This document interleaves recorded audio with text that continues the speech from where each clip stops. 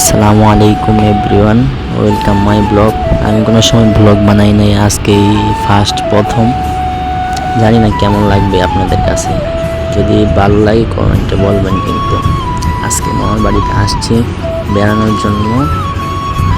সেই রাস্তার মধ্যে দেখতে পাইলাম একটা ছাগল ঘাস খাইতেছে। ছাগলটা কিন্তু অনেক কিউট ছিল। যাইতেছি দোকানের উদ্দেশ্যে, দোকানে যাবো ঠান্ডা কিনতে। পরে রাস্তার মধ্যে দেখলাম একটা ট্রাক্টর যাচ্ছে।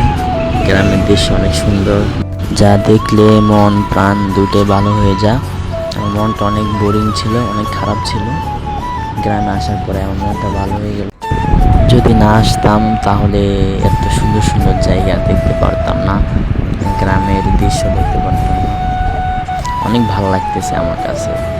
ঢাকা শহরের চেয়ে গ্রামের দৃশ্যগুলো অনেক অনেক ভালো লাগে আমার কাছে। এই জন্য প্রায় সময় মাঝে মাঝে গ্রামে যাওয়া হয়। অনেকক্ষণ পক পক বক বক করতে করতে দোকানে এসে পড়লাম। দোকানে আইসা 3টা ঠান্ডা কিনলাম খাওয়ার জন্য। পরে দেখলাম মিছিল যাইতেছে, আওয়ামী লীগের মিছিল। দেখেন মিছিলটা অনেক বড়, কিন্তু দেখে আমার অনেক হাসি পাইতে। কি ঠান্ডা নিলাম দেখেন আপনারা, কেউ আবার চোখ মারেন না।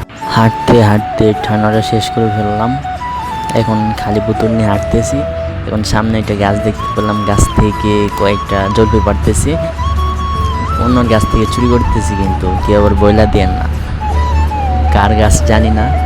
কিন্তু জলপাইটি অনেক সেই স্বাদ ছিল। খাইতে খাইতে যাইতেছি বাড়ির দিকে। ভালোই লাগতেছে, খাইতেছি অনেক দিন পরে। জলপাই তো এখন আর হয় না, তাই খাওয়া হয় না। গ্রামে আসলাম তাই জলপাই গাছ থেকে জলপাই চুরি করলাম। কার গাছ সঠিক জানি না, যদি আপনারা জানেন কাউকে বললেন না, ঠিক আছে। আর গ্রামের দৃশ্য তো অনেক সুন্দর, আপনারা জানেনই তো। গ্রাম বলে কথা, প্রাকৃতিক দৃশ্য আমার কাছে অনেক অনেক ভালো লাগে।